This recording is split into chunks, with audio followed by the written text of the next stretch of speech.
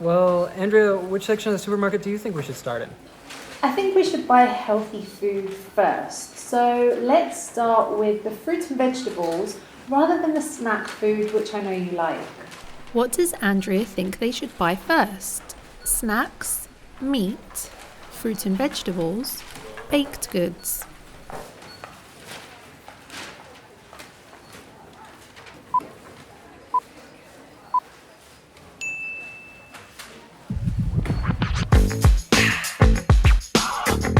What you just listened to is an example listening task that gives you an idea of what to expect on the IELTS exam. The IELTS exam is a globally recognised English language exam which you can take if you need to provide a certificate of your English proficiency when you go to a university in the UK, Australia, Ireland, New Zealand, Canada, and a number of institutions in the United States as well. IELTS tests your listening, speaking, reading, and writing. In this lesson, we'll focus on the listening part. You can use this lesson to test your listening skills, whether you're planning on taking this exam or not. The IELTS listening test consists of 4 recordings or sections. Section 1 and 2 use everyday English, while sections 3 and 4 use academic English. Sections 1 and 3 are a dialogue between 2 or more people, and recordings 2 and 4 are monologues, meaning it's just one person speaking. From now on, this video breaks down into 3 parts. First, you'll listen to an audio recording that Ethan and I made that corresponds to section 1. Then we'll learn more about the listening part of this test. After that, we'll move on to another recording, a monologue that corresponds to section number 2. If you give us some love by watching this video from beginning to end, subscribing, liking, and sharing it with a friend, we'll make sure to do another lesson with sections 3 and 4. How does that sound? In the exam, you will have some time to look at the questions before you listen to the recording.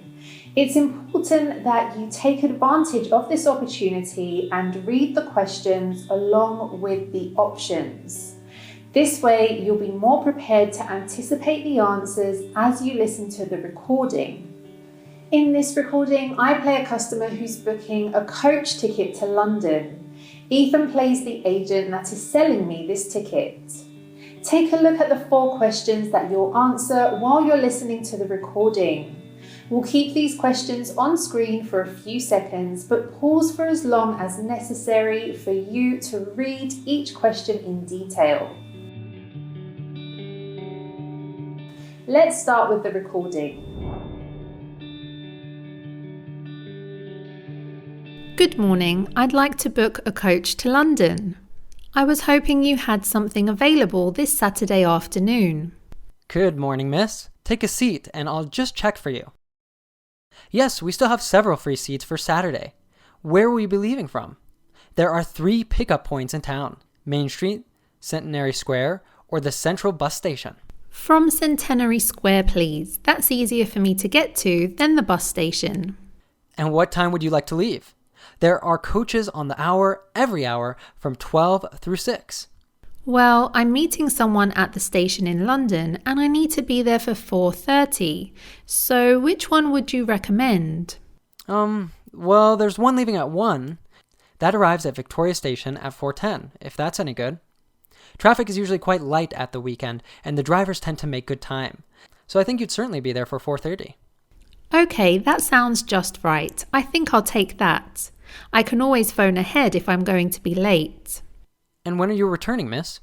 Actually, I'm not sure when I'll be coming back, so I won't book a return ticket. Just one way. I can always book you an open return if you'd like. You can use this at any time within the next month, as long as you contact us first to reserve the seat. Well, there's a chance I might be getting a lift back, you see, so I'll just pay for one way. I don't want to buy a return ticket if I don't need it. Okay, no problem. Are you traveling alone? Just one ticket, please. I'm going down to visit my daughter at university. My son's meeting me at the station, so it's a proper family reunion. Very nice. Okay, well, I can book that for you if you like, miss. That'll be $29.50. Share your answers with us down in the comments. We'll share the correct answers in the pinned comments. What you just saw is a shortened version of what you can expect in section number 1. But on the day of the test, you'll take 30 minutes to do the listening tasks for the 4 sections and answer 40 questions. Depending on how many of those 40 questions you get right, you'll get a band score from 1 to 9. A test with between 26 and 30 answers right is going to be good enough for most institutions, although a higher score might be sometimes required. Now here's a tip for preparing for the IELTS listening test. Start preparing well before the test. Don't make the typical mistake you've seen at your school or university where on the day before the exam everybody is revising, learning, memorizing in the hope that will give them a chance. That will not work in an exam like this. You have to use the weeks or months before the exam to listen to as much English as possible. If you haven't checked them out already, or if you didn't know, we have 2 podcasts, the Real Life English podcast and Beyond Borders. Download the Real Life English app and listen to them there. You could also listen to them on Spotify, Apple Podcasts, or any other podcast platform. However, if you listen to them on our app, you also get transcripts. So that means that whenever you don't understand a word, you can check the transcription and in that way discover a new word or clarify doubts with your listening.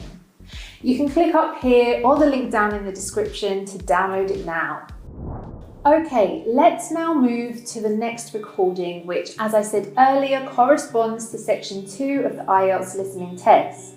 You'll hear me introduce an amusement park, but first take a look at the questions for this listening task.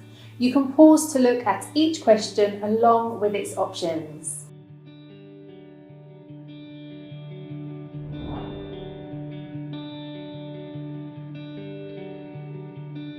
Good morning, everyone. We're very pleased to have you here at Lunar Realm for our September Celebration Day. We have many smaller celebrations throughout the year for different events. I think it was 5 at last count, but the September celebration is a special day to honour the park's development from tiny beginnings to the huge enterprise it is today. It's our most significant annual event. Come into the visitor centre now. Over here you can see a picture of the original park when it was under construction.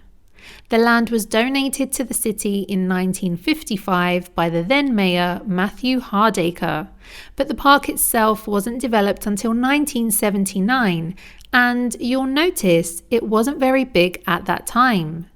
Then there was a huge growth in the 1990s, and we're still growing today.